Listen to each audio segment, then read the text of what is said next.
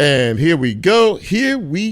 On this Monday, the 22nd day of August, 2022. You're in the midst of Real Talk Memphis. It is 6 o'clock straight up on WYXR 91.7 on your FM dial. And I'm going to tell you at the outset, they're doing some testing in the building of the fire alarms and things like that. So if you hear some strange noise during the broadcast, and I hope that they're in the midst of doing some testing.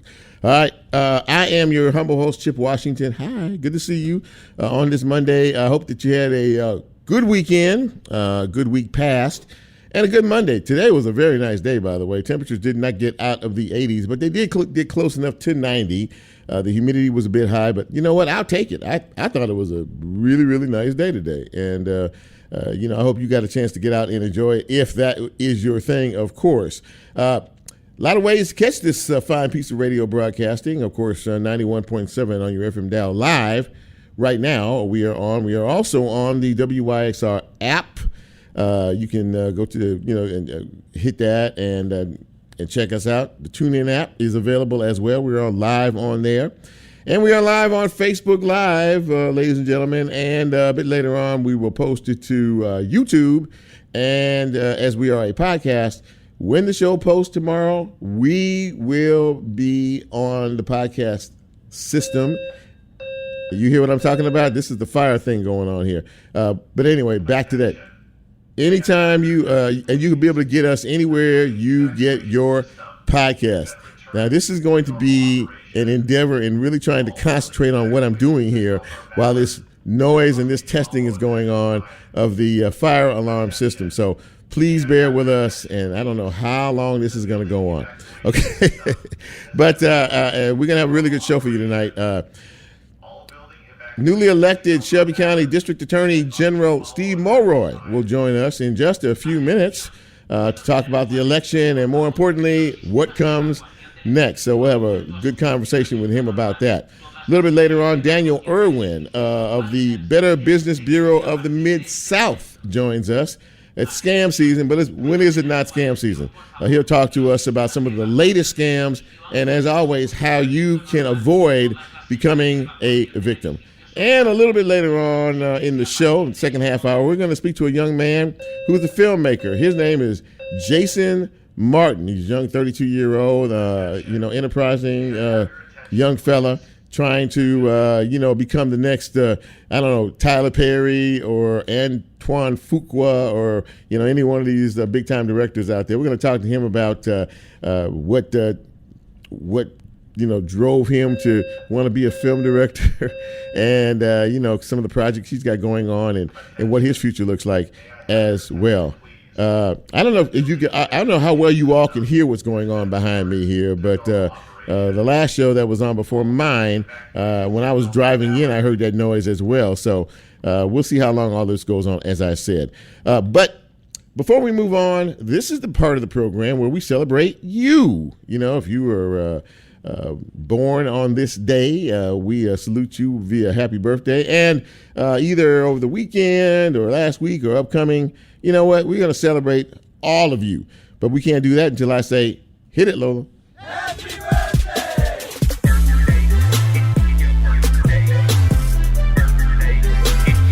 Yes, indeed. Let's get to the birthdays on this day. Happy birthday to Bertha Pickens. Bertha's celebrating her birthday today, as is Janice Johnson Lee, Eric Wells, LaDorcia J., Thomas Boyling celebrating today, as is Paula Sanford Stout.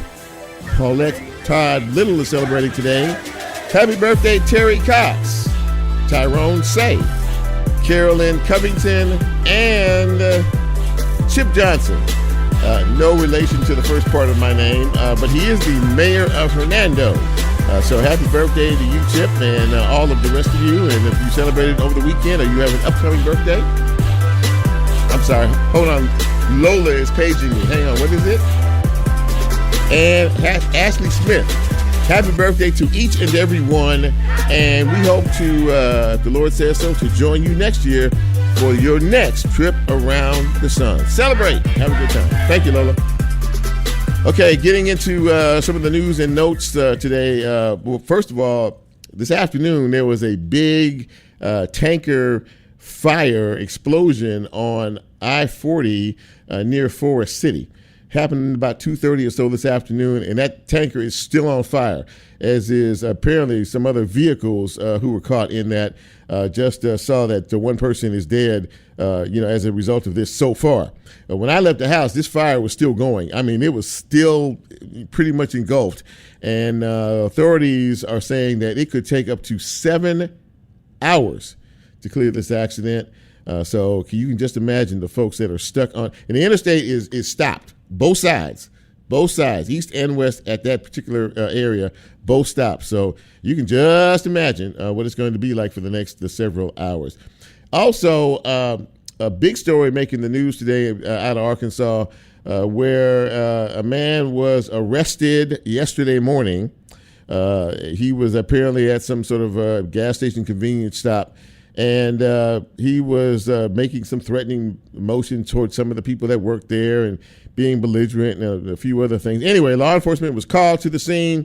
They found the man, and apparently they subdued the man. But how they subdued the man is the same story we've seen over and over again. He was thrown to the ground.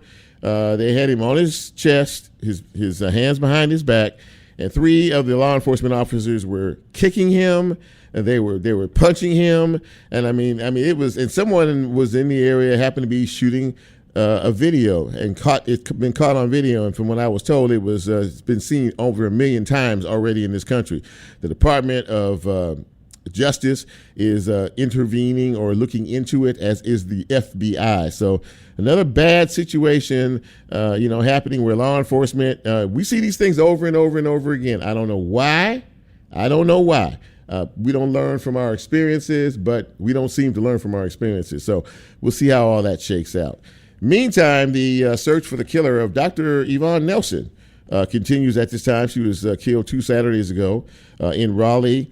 Tiffany Wilson is the suspect, and she has a warrant out for her arrest for second-degree murder. The MPD says this apparently was a disagreement over money. So after Miss Tiffany shot Dr. Nelson, she took her vehicle as well. But she's still on the run at this hour. Okay, so I'm going to start this particular story with one question. Where's Wanda? Now I'm just going to let you digest that for about 10 seconds or so. Time's up. Wanda Halbert last week, Shelby County clerk, said that she was going to close her office this week so they could get down to the business of starting to deal with the heavy backlog they have in reference to the car tags, dealer tags, and a lot of other issues, right? She actually closed the office early on Friday when folks were still standing outside in line, and so that didn't work out too good. So we knew late last week that the office was going to be closed. And I don't know how all this got prompted today, but this afternoon, I don't know, again, maybe it was a tip, maybe it was somebody said something, found out that Wanda Halbert was not one of the folks in the office that was doing the work. Wanda Halbert is in Jamaica. She is on vacation. She is, tanning and sunning and shopping and doing things that people do while they're on vacation, while folks here are still trying to, figure out what the heck is going on with their situation. The state comptroller's office, you remember a couple of weeks ago, the Shelby County Commission asked for the state to intervene to try to help to alleviate this situation. Well, the state comptroller, once he found out that she was not in the office and that she was out of the country, issued the following statement. He says, the clerk's decision to travel to Jamaica this week shows that her apologies were meaningless. Her decision to take a trip damages her credibility and shows a complete lack of awareness. The clerk is AWOL, while her staff is left behind to clean up the mess. So, we just had an election, 2-3 weeks ago, and she won re-election. Now, I'm curious as to what you all think about that particular situation. It's not a good look. That's all I'll say about that. Not a good look. In other news, kudos to the Memphis 7. Remember those folks who were, Starbucks employees who protested for better working conditions and on the whole 9 yards in February? They've been out since February. Well, a district federal judge said that they were to report back to work. He ordered them to come back to work, ordered Starbucks to let them come back to work. So that happened at the end of last week. That is very, very, very good news for them. It's been a long time. And next week, I plan on having one of the Memphis 7 join me on this broadcast to talk about all this and, what comes next. And the face of COVID for the last 2 years, Dr. Anthony Fauci said today that he is stepping down in December to pursue whatever is next in his life. He's advised 7 presidents, and he's 81 years old, and it's time to get a little bit of rest. So we say to him, all the best in retirement. And how would it look to see Kevin Durant in Beale Street blue? Kevin Durant is the most sought-after free agent out there, and the Memphis Grizzlies have sort of entered into the fray of, trying to put together a package to see if they could get him. Well, I tell you right now, that's not going to happen. All right, they're talking about Jared Jackson, they're talking about Bain and a few other your first-round draft picks that they have to try to get him. Not going to happen. So let's not get our hopes up. Let's not get excited. But it is something to think about and talk about for a minute or two, right? And of course, this weekend, I believe, is the start of college football, the official start of college football. They call it week 0, but there's going to be about 4 or 5 games this weekend. So I know what I'll be doing this coming Saturday. That wraps it up for news and notes on this particular Monday. We're going to take our first break. And when we come back, we are going to speak with none other than the newly elected Shelby County District Attorney General. His name is Steve Mulroy. My name is Chip Washington. This is Real Talk Memphis, and we will be right back.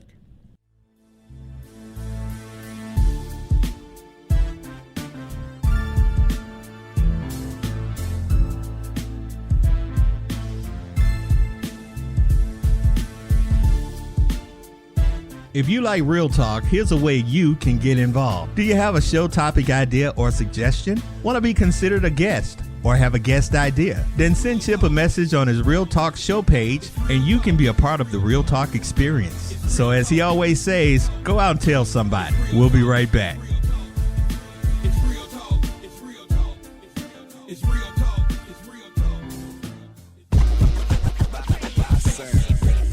You a fan of the sound? Be sure to block your calendar for December 3rd when we'll be throwing WYXR's inaugural music festival. From the airwaves to the stage, Raised by Sound Fest is a free day-long event showcasing local and regional talent. Come out to enjoy free live performances from 1 to 7 p.m. at Crosstown Brewing Company and the Crosstown Central Atrium, along with a day full of DJ sets from your favorite WYXR DJs. At night, stick around for ticketed events in Crosstown Theater and at the Green Room at Crosstown Arts from 7 to 11 p.m.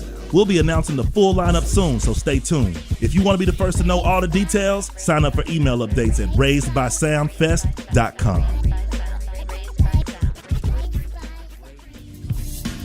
WYXR is brought to you by Minglewood Hall, presenting Ani DeFranco, the songwriter, social activist, and independent artist on October 1st. More information at minglewoodhallmemphis.com.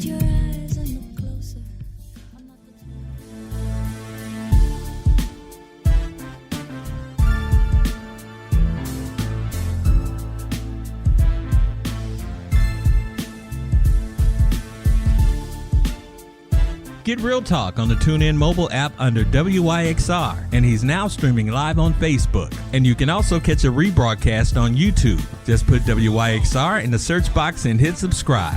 Now back to more Real Talk with Chip Washington.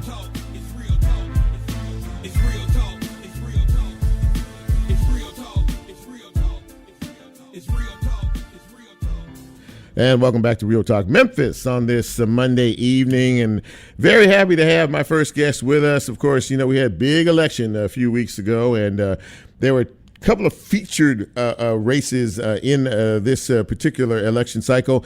One of them was a juvenile court judge, and the other, and probably the one with the most focus and spotlight, was the attorney general race between Steve Mulroy and Amy Wyrick. Well, Steve Mulroy came out victorious, and he joins us now on Real Talk Memphis. And it is good to see you, sir. I haven't seen you for a while, but congratulations and welcome to Real Talk.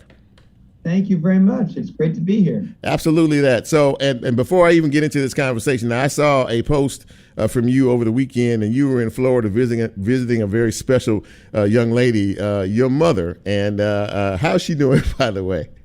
Well, thank you for asking. She's 96 years young. Yes, sir. And she needs a little more help in the last 8 months than she did for the 95 years before that. But she is still healthy and alert and enjoying life. Absolutely, that. Well, it was just wonderful to see that, and God bless her.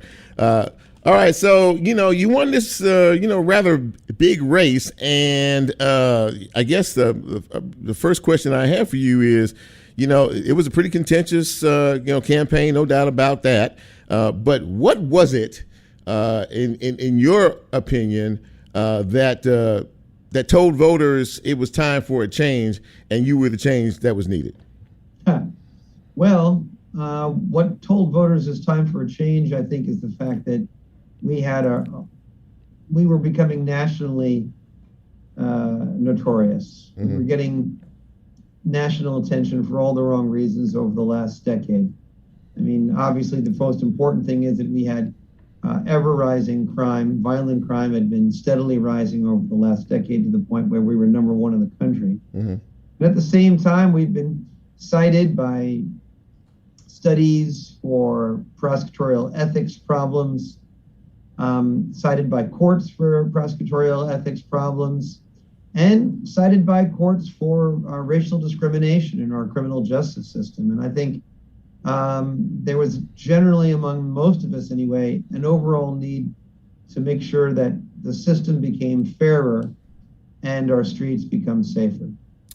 Well, you obviously have a very big, job ahead. When folks, elect people, move older folks out, people in the current position out, and bring somebody new in.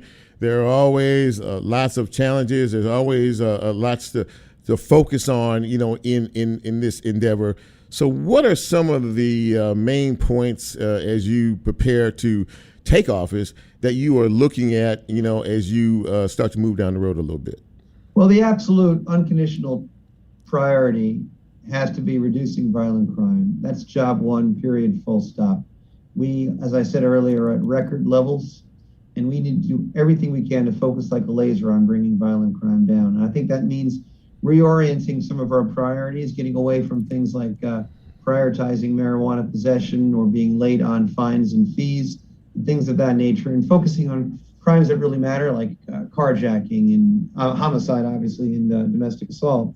And there are a number of different ways to do that. One of them is to focus on alternatives to state prison for some of the nonviolent crimes. I think there are some reforms that we can do fairly quickly in our first year. Juvenile court needs some reform. I think we need to fix our broken bail system. And I think also we can establish a conviction integrity unit, or what I'm now calling a post-conviction justice unit, which would look back on past cases like they do over in Nashville and see if there are wrongful convictions, or in Shelby County's case, even wrongful sentences that need to be fixed. It's my hope that by doing all of that, we can restore public confidence in the fairness of our system and get the public to cooperate with law enforcement again in a way that might help reduce violent crime. One of the biggest issues was the recent passing by the State House of truth in sentencing. And I know that you and the current DA had a difference of opinion about that. Explain your side. Yeah, well, I like Governor Bill Lee, opposed truth in sentencing. I think Governor Lee was correct when he said that we tried something very similar in Tennessee a few decades ago, and it did not reduce crime. all it did was balloon our prison budgets. We're now going to be spending under this new law $50 million more every year on prisons. Just think what we could do if we took half of that money and spent it on youth intervention on the one end and reentry services on the other. We'd be reducing crime more, and we'd be saving taxpayer money in the process. On this particular issue, our incumbent is to the right not only of Governor Bill Lee, but the American Conservative Union. And I just don't think it's right for Shelby County. So in saying that, and I kind of want to get a clear understanding of it. It's not for every crime, a serious crime, but it is for certain crimes. Is that basically for a rather lengthy list of felonies, including nonviolent drug felonies and robberies that are do not result in serious bodily injury, but for a large set of crimes, a very lengthy list, we are essentially abolishing parole. So what we're essentially saying to those prisoners is, it doesn't matter how hard you try to rehabilitate, how many classes you take, skills you learn, church services you adopt. It doesn't really matter what you do to try to reform yourself. You are not going to get any credit off your sentence. And what that does is it reduces the incentive for those prisoners to reform, and it means that they're just as likely to reoffend once they're let out, and they will be let out. And the problem there is that we're not actually going to be reducing crime. We're not going to be making people safer. We're not going to be helping the victims. We are going to be spending tens of millions of dollars more unnecessarily on prisons every year. If you're just joining us, we're speaking with Shelby County District Attorney-elect Steve Mulroy. And, you mentioned earlier, there has always been, or there has been for quite some time, a disproportionate rate in terms of the racial component here, in terms of blacks being locked up in various capacities versus white. And you did make that a priority as well in your campaign. Talk about how you plan on doing that. Right. Well, there are a number of discrete things we can do. One is one of the areas where there is a pronounced racial disparity is with people who are awaiting trial, pretrial detention. Mm-hmm. We have 1 in 4 people spending more than 500 days just awaiting for their trial, waiting for their day in court, haven't been convicted of any crime. And the longer they're there, the more likely they are to be black.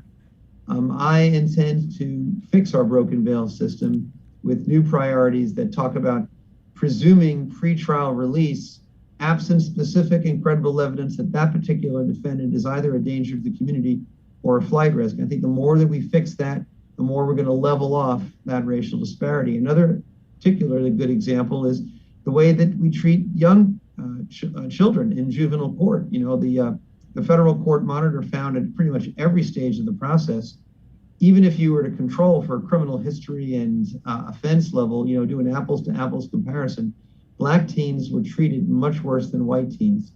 We can get under the hood and fix that problem. We can change the priorities, the way that we charge offenses in juvenile court to level that off. But I think most important, I'd say that we need to start measuring racial disparities better. We need to do a better job of data, of measuring at every stage, arrest, decision of whether to do pretrial detention, disposition, sentence, the race of the defendant, the race of the arresting officer. Start measuring this and putting it up on a dashboard for the entire public to watch. And they can chart our progress. Are we getting better with racial disparities or worse or the same? And that will help everybody hold this office and the system generally accountable. One of my supervisors in the Civil Rights Division of the Bill Clinton Justice Department, where I used to work before I came here to Memphis, used to say, if you want to improve something, measure it. And that's what we're going to do. So recently, one of the biggest, high-profile stories has been the tragic death of Reverend Dr. Artura Eason Williams, and the fact that she was shot and killed by 2 15-year-olds and a 20-year-old, and the debate that has continued ever since that happened as to whether these 2 15-year-olds should be charged, as adults or go through the juvenile justice system. And And before you answer that, is there some type of program or perhaps a blended sentence or something that can be done as a detriment, particularly because we are seeing so many young juveniles committing such major crimes? So two great questions embedded in there. Let me try to quickly address each one of them. Sure. First of all, I'm not going to be talking about individual cases that are currently pending and ongoing, particularly because I haven't even been sworn in yet, right? And so we only have one DA at a time, and that's Ms. Wyrick. I won't be DA until September 1st. But even after that, I think I need to be careful about discussing particular pending cases. But I will tell you this as a general matter. There are going to be rare cases where we have no choice but to transfer a minor to juvenile court and most likely then adult prison. In those cases, we're essentially giving up on that child. We're saying they're incorrigible, they can't be rehabilitated. But those cases should be very rare indeed, and they're tragic. It should be a last resort, not a first instinct. And right now, unfortunately, in Shelby County, it is a first instinct. You know, we do more transfers to adult court of juvenile defendants in Shelby County alone every year than all other Tennessee counties combined, and 95% of them are black. And an independent federal court monitor found that the way we do those transfers was racially discriminatory. In fact, the quote is a toxic combination for African-American youth. We can do better, and we need to do better. Now, you mentioned blended sentencing. It's an excellent question, you know, and Bill Gibbons, the Republican former district attorney who's now head of the Memphis and Shelby Crime Commission, just recently came out with a really great article in the Daily Memphian about this. Right now, we have two extreme choices. We either send the child to adult prison, where the data shows they're actually more likely to reoffend when they come out. So we're actually making us less safe, not safer. We're not helping the victims. And they're at a higher risk for sexual assault and suicide to boot. Or we keep them in the juvenile system where there's a broader array of rehabilitative services. But however, we lose jurisdiction when that child reaches 19th birthday. And so if they are already a couple of years below age 19, then we only get them for a few years before we lose them.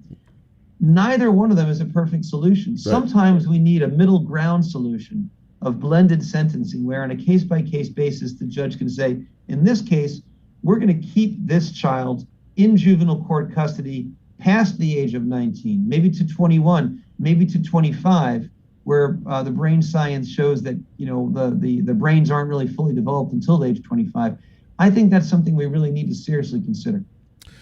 Well, you know, there is a lot on the plate, and you know, you're gonna be a very busy person. But listen, I just want to say thank you for coming on the show tonight, and you know, having a chance to kind of, you know, just sit back and explain to folks, you know, just kind of, you know, where you're headed, you know, and what's going on with you. You know, we realize it's going to be a process, but I want to thank you for coming on this show. And I also want to ask if I could tap on you from time to time. I know you'll be very busy, but as time moves on down the road, just to kind of take your temperature and the progress report and seeing how you're doing in your new role. Anytime. Happy to do it. Thanks a lot. Thanks, Steve. Appreciate your time. Thank you so much. Take care now. Bye. You too. Great interview with Steve Mulroy, the newly elected Shelby County District Attorney General. As he said, he takes the seat on September 1st. We are going to take our next break, and when we come back, we are going to talk about scams, and we're going to talk about how, you know, there seem to be so many we can't even keep account. But more importantly, Daniel Irwin of the Better Business Bureau is going to drop by and talk to us a little bit about how we are not the victims. This is Real Talk Memphis. I'm Chip. We'll be right back.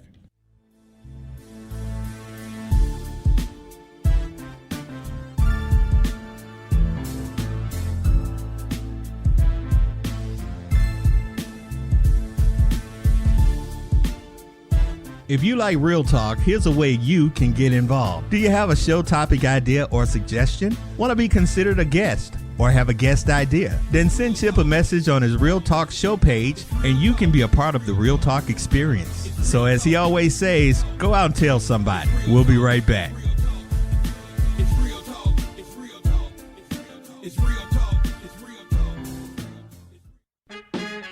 The Onstage at the Halloran Center season presents the musical history of Royal Studios, narrated by Boo Mitchell on Friday, August 26th. High Rhythm and Boo Mitchell share the stories of soul music and take you on a musically guided journey of more than 60 years with Willie Mitchell and his iconic Royal Studios. More information at orpheum-memphis.com.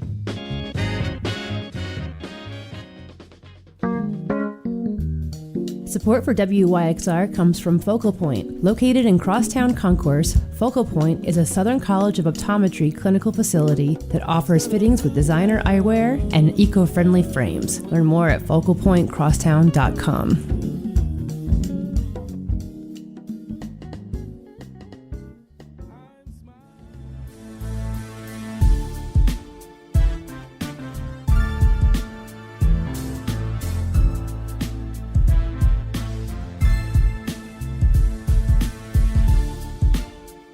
Get Real Talk on the TuneIn mobile app under WYXR, and he's now streaming live on Facebook. And you can also catch a rebroadcast on YouTube. Just put WYXR in the search box and hit subscribe. Now back to more Real Talk with Chip Washington.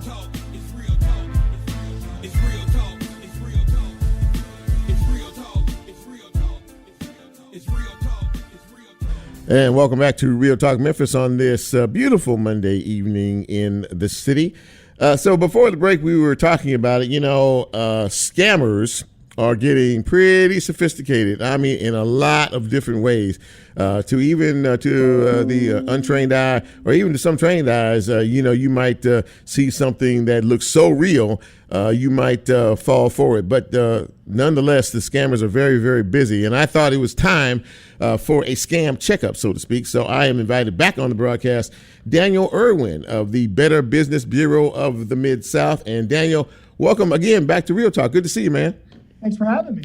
Absolutely. So you and I were talking a few days ago, off air, about this whole episode, and I kind of wanted to know what some of the more popular scams were. I think when I talked to you, we were talking about the financial scams that are going on, at a pretty high level, and we also know that there is a specific targeted group, in terms of all these scams. So tell us kind of what we are looking at. What's the landscape in the scam world looking at these days looking like? Well, yeah. So first, let's talk about what a scam is, right? And so when we talk about a scam at the Better Business Bureau, we're talking about fraud. Right. We're talking about there was never any intention of following through with what it is they were doing. Mm-hmm. We're talking about usually some type of imposter, somebody impersonating someone else, someone impersonating a business, someone impersonating a government agency, someone impersonating an organization that you know in an effort to get your personal information and also your money.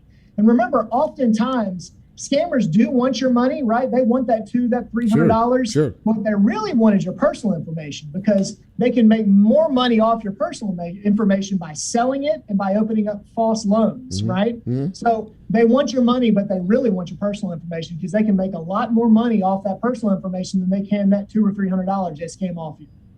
So you were telling me, as we see it now, in terms of there are so many of them, is there any one or two or a few right now in particular that are, crop up that you all have seen more of here recently? Well, there's one that's really concerning to me, and it's one that never really goes away. Okay. It's one that we see all the time, and it's not necessarily specific to Memphis, but the utility scam. We refer to it as the MLG&W scam, but essentially, you get a phone call or a text message, and it's basically threatening to turn off your utilities unless you give immediate payment. What's concerning about this is when we had a really, really hot streak, right? When we had that heat wave earlier this summer, people started getting these scam calls. And when usually we would get a lot of calls about this, people would just tell us about it, but they weren't falling for it. Mm-hmm. But unfortunately, for the first time, we had 22 people fall for this scam this summer in a 2-week span, and all of them were seniors, and they lost an average of $600. Oh my! And that's a lot of money. And again, this is something we hear about all the time, but usually people are just telling us that they got that phone call, they didn't fall for it. What's alarming is people are falling for it at an alarming rate, at a rate that we're not used to seeing. And what's also alarming is, some of the seniors that we talked to who fell for the scam, they told us deep down they knew that it was a scam, but they couldn't take that chance. They told us that MLG&W was so hard to get in touch with and so hard to deal with on a regular basis that they weren't going to take the chance of their utilities being cut off and then not have air conditioning.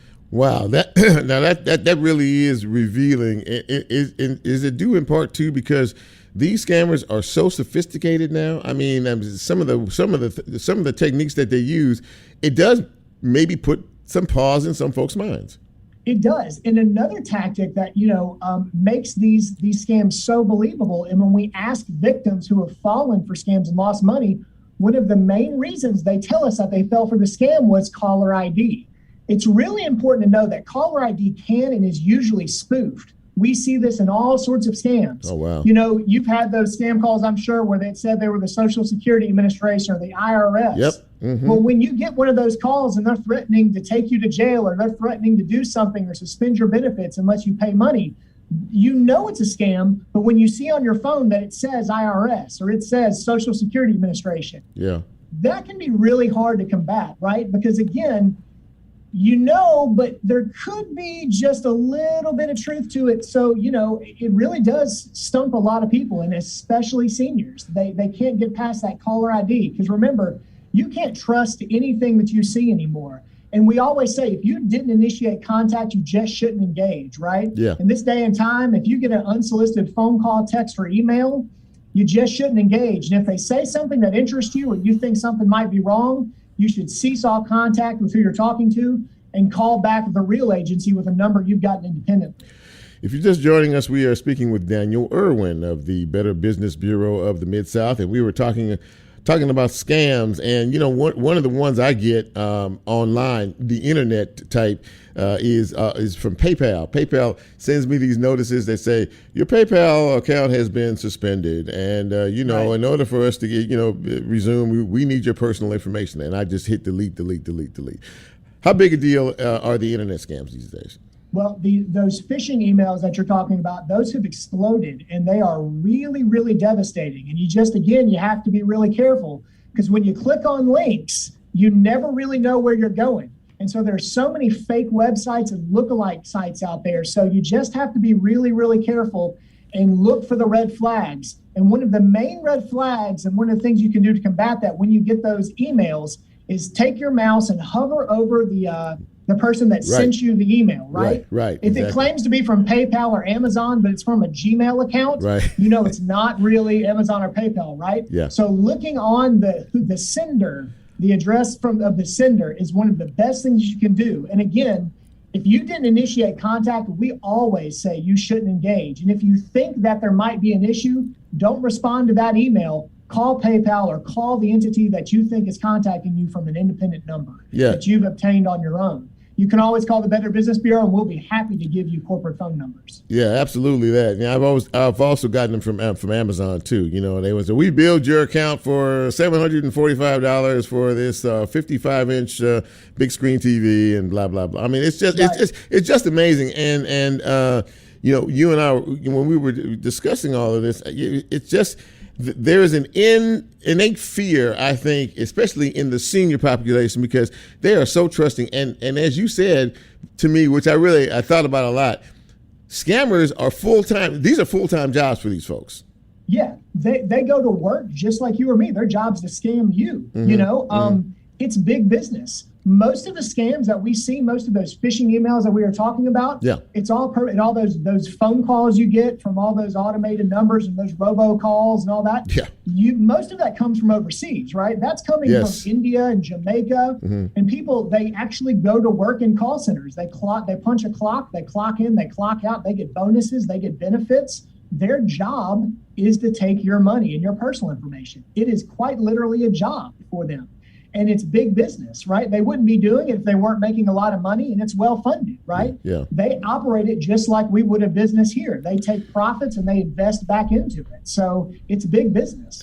Is there anything that a legitimate business, corporation or company or whoever can do to stop this type of behavior, this criminal behavior from these scammer folks? Well, it's really hard because unfortunately the scammers have kind of outpaced the rest of us, right? But what the good thing that a lot of major companies, including Amazon, Walmart, some of your major retailers and your major companies, they do have entire pages on their websites specifically about fraud, right? Like if you go to Amazon's corporate page or Walmart or like I said, any major retailer, most of them will have an entire section of their website devoted to the different types of fraud that their company is usually impersonated by, right? Or the types of fraud that their company might be used in, or other people would use the name of their company in. So, and then you also just have to know that like Amazon is not going to call you because there's a problem with your package, right? Amazon is not going to call you. Most major retailers are too busy to call you if there's an issue, right? The only way you're going to know there's an issue with your Amazon account or that someone has made a fraudulent charge is usually when you look at your credit card or your bank statements, right? Most major retailers aren't in the habit of calling you over a $3 or $4 or $7 charge that may or may not be fraudulent. They just don't have the time, resources, or labor to do that, and it's just not cost effective. So, you kind of have to watch your own statements, but a big red flag would be if a major retailer supposedly tried to call you. Yeah, that's that make you pause for sure.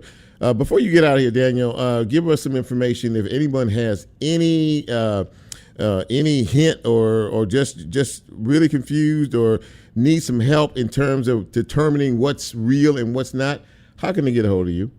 Well, we have a great tool here at the Better Business Bureau called our Scam Tracker. So you can not only look and see what people are reporting out there, right? What scams are going on in your area in real time, but you also can type in something. If you got a phone number or a phone call from a phone number that you want to know, is it legitimate or not? You can search our Scam Tracker. You can type that number in and you can see if anybody throughout the country has reported that phone number as a scam, right? That's good. You can also report scam attempts to us. You can learn about, we have a listing of all the common scams going on and ways that you can combat it. So you can go to our website, bbb.org/scam tracker, or you can give us a call. We're staffed up. We have operators that all they do all day long is answer your phone calls and direct you to where you need to go and answer your questions about whether you're having an issue with a business treating you badly and you need to file a complaint, or whether something's a scam, or you may not know what it is and just need to know what we think about something and tell you how to proceed.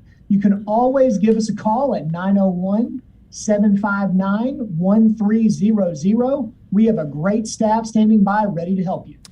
Daniel Irwin from the Better Business Bureau of the Mid-South. Daniel, thank you for coming on and giving us some very valuable information. And you take care till we talk again. Thanks for having me. I'll see you next time. Yes, sir. Take care. Take care. Well, I hope you were paying attention because he gave a lot of good information in terms of just how slick these folks are who like to scam other folks for sure. So before we go to our last break here and bring in our last guest, I want to acknowledge all the folks on the Facebook live line. Rachel Johnson, I see you there. Good to see you. Marshawn Chrysler from Jackson, Mississippi. My boy, how you doing, man? Barbara Dufour is watching us. Michael Harris. He enjoyed the interview we did with Steve Mulroy. He's checking things out. And let's see here. Diane Towns, Beverly Ingram, Karen Jones-Rudolph checking us out. Appreciate that. All of you. We're going to take our final break. And when we come back, we're going to Hollywood. Or at least we're going to talk to a young man who wants to go to Hollywood. This is Real Talk Memphis. I'm Chip. We'll be right back.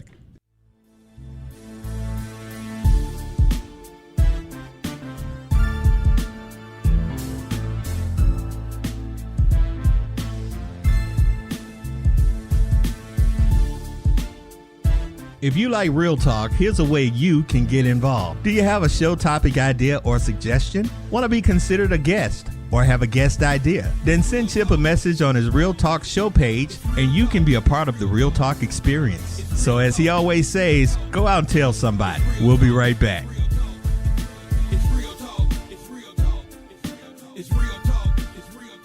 The Brooks is open in Overton Park. Home to Memphis art collection since 1916, the Memphis Brooks Museum of Art holds the largest collection of world art in the region, with more than 10,000 works spanning 5,000 years of art and cultures. Remember, every Wednesday is free and open until 8 p.m. They are a proud sponsor of WYXR. For more information about the museum and their exhibitions, visit brooksmuseum.org. You belong at the Brooks.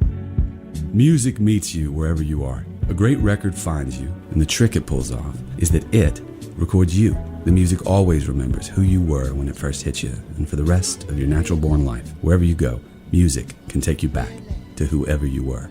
At Loaded for Bear, the way we approach art and brand design is to find our clients wherever they really are, meet them there, and create lasting work that captures who they are. Just like y'all, we're from Memphis, and we're listeners. Loaded for Bear is proud to ride for WYXR and community radio anywhere.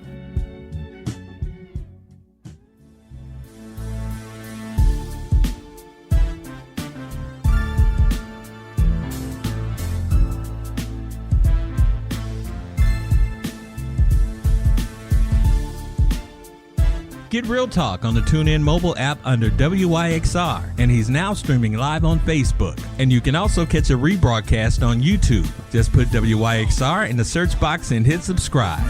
Now back to more Real Talk with Chip Washington.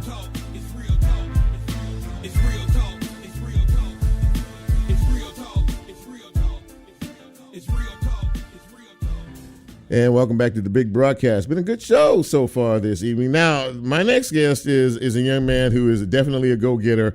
And he actually reached out to me a couple of weeks ago and, made contact and wanted to, come on the show and talk a little bit about what he does. He is a filmmaker. He's a young filmmaker. I believe he's in his early 30s, and he's doing a lot of things in the city. And let me tell you something. If anybody's going to make it in this business just from perseverance alone, it's my next guest. Please welcome to the show, Jason Martin. Jason, welcome to Real Talk Memphis. How you doing?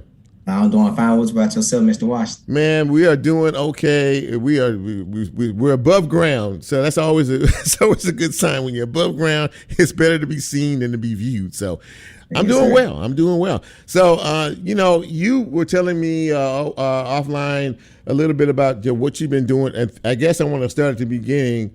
What was it and how early an age was it that you determined that you discovered that this is the area that you wanted to be in terms of making films? Oh, wow. It started with music first. Okay. I was a musician at first from 19 to 24. Mm-hmm. And that dream didn't work out. And then I had a friend named Ventrell Jones, and he took me to one of his sets, and he asked me to what I got. And I fell in love with it after that. My first time ever just seeing the scene and how it was developed and how the characters, how they develop and how the scene is put together in the setups.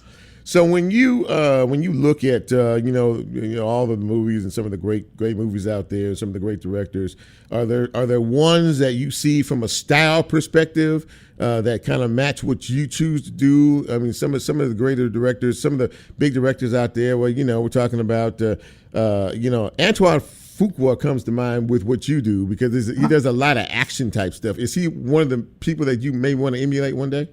Oh, Christopher Nolan, hands down. And who is he? He's the guy that directed The Dark Knight, Batman. Okay. Yeah. So what about that genre interests you? The storytelling. And he has a lot of action. If you go see The Dark Knight, and from the beginning from the bank heist, from how the Joker developed his character from, blowing up cars and taking over the city, it was just beautiful how he wrote it. And someone else that I love and admire is rest in peace to John Singleton. Oh, yes. He's the guy that wrote Baby Boy and Poetic Justice. Yeah, absolutely. He was very talented and left us far too soon. Those are two good examples. Now, you've done a few projects from what I'm to understand. Talk a little bit about what you have done so far. Yes, sir. Right now, I just did my feature link called Reminiscent Shadows, and it's about this new age satanic cult that's going city to city to collect these spiritual debts. And Speaking of The Dark Knight, we was able to do a tribute to Heath Ledger, the Joker, in the movie. I don't want to say too much. We did a tribute to the Rock and Roll Hall of Famer, Robert Johnson. We had a rocket lounger scene up in there. We had, to me, one of the biggest police takedown on any level. We had 15 undercover police cars. And we did some magnificent things in that movie. So is this and what movie is this? The one that you're talking about? It's the feature length that's going to be at the Malco Theater. We aim for October the 6th. October the 6th. And what's the name of it again? Reminiscent Shadows. I like that. Reminiscent Shadows. And you're talking about cult stuff and all of this. That seems to be a lot of folks are doing movies and TV shows kind of with that theme. You know, Yes, have you noticed, is that just kind of where we are these days in cinema? In a sense, when you see mine, it's just completely different. I didn't want to mimic the way that they did it, you know, because I wanted to be based in Memphis. So even the dialogue is from a Memphis standpoint and the narrative of how we speak in Memphis. How important is it for you to represent the city that you live in now? It's very important. Nobody can persuade me to go to California. They can't tell me to go to New York. They can't tell me to go to Atlanta. I always tell everyone Memphis is the best place to film because it's so much just boundaries. And I mean, you have to talk about this off air, and I was just telling you, like, it's the idea that makes Hollywood go. It's not the money or the resource. It's the idea. And like the movie script hires the director, the actors, the executive producers, and you have the budgets, and then you go get people to do the location scout. So I'm just saying, just from this point, I know it's going to get to the point where Memphis is going to have some of the most dopest creators and directors coming out the city of Memphis soon. I mean, you know, it seems like there is a slow move afoot for Memphis to start to identify itself, you know, more in television and movies. I guess what's that show, The Rock, that bringing? I forgot. Just know he's coming here soon. I think next month, right? Yeah. They're gonna start shooting. They're gonna start Young Rock or whatever it's called. It's that TV series. It's on NBC. And I know that he got his start in wrestling here in Memphis, but I think there may be a focus on that. But could you see yourself now? You know, we talked to Jason Farmer, who is planning to build probably the second largest film studio complex in this country. Congratulations, Jason. Right here in Memphis, Tennessee, by the way. Is that someone that you could see yourself maybe collaborating with down the road? Since you sound like you're very Memphis centric when it comes to what it is you're trying to do. Oh, yes, sir. Yes, sir. I really want to, and see Jason on I'm very excited for them as well. You know what I'm saying? I really want to work with Jason. I think that'd be dope for me to do a project together. And it's just one of my biggest things. I have no boundaries, and man, you discussed this. So I like to see things done. If Hollywood can do it, we can do it. Mm-hmm. You know what I'm saying? Mm-hmm. So that's why I say it's as long as the boundaries ain't there, as long as we can push that level, because the thing is about competition and being competitive. We have to compete with other major cities that got their major productions behind them. Talk about, so you said that this movie that you're the feature length that you're working on, you're going to release it at Malco, or at least you hope to release it at Malco here pretty soon. Yes, sir. So what about some of these like online, these streaming services? I mean, there's so many of them that people go to, Tubi and a lot of. Yeah, you can go through Mavericks, or you can go to Indie Rights or Homesteady. Those the distribution where a lot of independent artists, filmmakers. They distribute. They let them handle the distribution and everything to get them on Amazon Prime, Netflix, Hulu and Tubi and stuff like that. Yeah, I mean, is that a good way to go? Do you think? Yes, I think. Yeah, it is, because this guy Howard Bell, he went through it, and he's on Stars right now with Juki. Okay. So you just never know where it can take you to. Yeah. Well, I mean, I love your determination. Now, you said that I always talked about the fact that, these movies, they take money to make, and, right. Funding has to be a big part of that. But you seem to, and I think you understand that, but you depend on the kindness of others in a lot of things you do, don't you? Well, it's not the kindness, it's about building relationships. Okay. So it's always going to be a favor for a favor. Now, I do pay if I have to pay. Mm-hmm. That's always never going to be out. That's never what that is. It's more about a favor for a favor as how can this help benefit me as much as you can benefit one another. You see what I'm saying? Yeah, sure. But yes, most definitely. If it come down, if you ask any business owner, I always ask them the first thing, how much would this cost now to rent it out? I moved back then. I got my own production space where I live and sleep out my office. So money would never be the issue. It's just most of the time when I come to them like that, they be like, well, it's not about the money. It's about, can we trust you with the branding of our company? Do you have a team of actors, actresses, and other technical folks that you generally work with project per project? Yes, sir. John Hamilton. I want to give a special shout out to my guy, Keith Neal, I executive produced his project called Black Girl Big City, which is on Amazon Prime and Tubi. Over 100,000 views on YouTube. Wow. We had a shout out for Brumane from the Fifth Flow for Martin. The guy that plays Steve Earth, I forget his name. I just want to give a special shout out to him and all the actors. I hang with, like, I got my own particular, I ain't gonna sit here and lie. I have my favorite few actors that I like, but I'm always into networking with other actors as well. Well, listen, that all sounds, really good, and you sound like you're a very loyal young man. And Mm-hmm. I just, before I let you go, I see a motion picture in your future that features a dynamic, intelligent, good-looking radio personality. I don't know. I see a scene. I don't know who it is, but I see a scene in the movie that you could just drop that right in there, and I think that would really be your. It could be a. So listen, man. I'm really proud of what you're trying to do here, and I have no doubt that you're going to be very successful. And Jason Martin, thank you so much for taking time to come on the show, and thank you for reaching out to me, man. I really enjoyed the conversation, and I wish you nothing but the best. And I look to see you down the road and a big time success. Okay. Yes, sir. Thank you. All right. Take care of yourself, man. Have a good night. You too, sir. Yes, sir. Well, I tell you what, ladies and gentlemen, good way to end the show there. That young man has a lot of potential, and I think he's going to do very, very well. As Lola plays us out, another great edition of Real Talk Memphis on this Monday. I want to thank my guest. The newly elected Shelby County District Attorney General Steve Mulroy joined us a little bit earlier. If you missed it, you can check it out here on Facebook Live. And, of course, if you do the podcast thing, you can check that out after we download the show tomorrow. Also, Daniel Irwin gave us some great pointers from the Better Business Bureau of the Mid-South. And you just heard Jason Martin as well. Really appreciate all of you checking us out. Really appreciate all of you being a part of what we try to do each and every week on this broadcast. Next week, by the way, just kind of a sneak peek, the newly elected juvenile court judge, Tarek Sugarman, is going to be one of my guests next week, as well as one of the Memphis 7 from the Starbucks situation. So in the meantime, in between time, be good, take care of yourself, take care of each other, watch your surroundings, and, just try to love instead of hate. You'd be surprised how far it takes you. For Lola, for Nicole, for Sel, I'm Chip, and we're out.